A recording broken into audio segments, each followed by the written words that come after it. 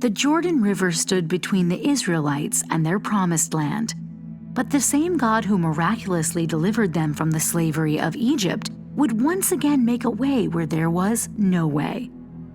It is time for you to separate yourselves from the things of the world that hold you back from God, Joshua declared to the people of Israel, for tomorrow the Lord will do amazing wonders before your eyes. As God had been with Moses when he parted the Red Sea 40 years earlier, the Lord promised he would also be with Joshua.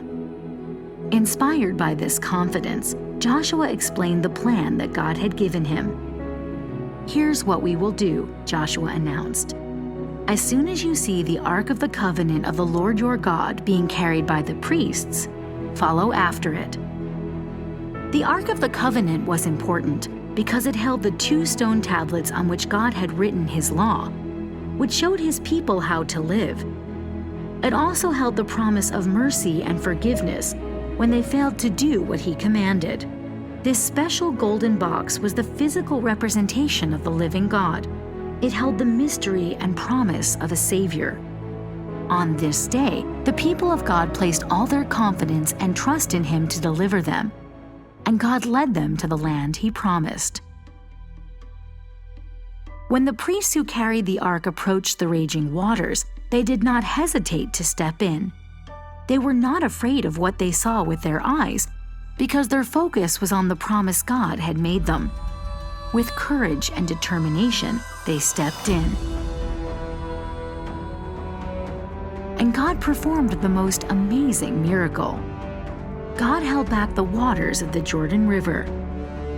From the moment the priests took the first steps into the troubled waters, they miraculously stopped flowing.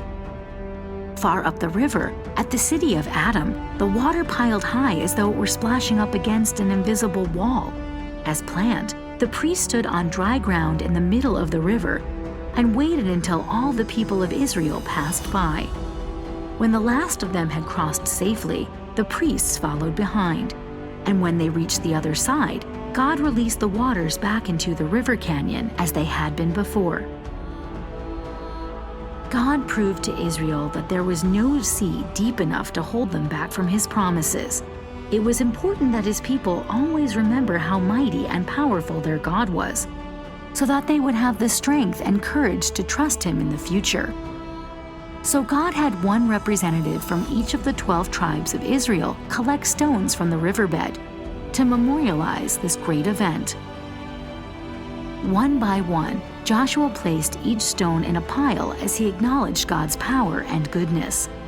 In the future, when their children and their children's children looked at these stones, they would remember how God separated them from a painful past, how he built their faith and trust in his strength, how he brought terror and confusion to their enemies, and most importantly of all, this event held the promise of their final deliverance that would come through Jesus the Messiah.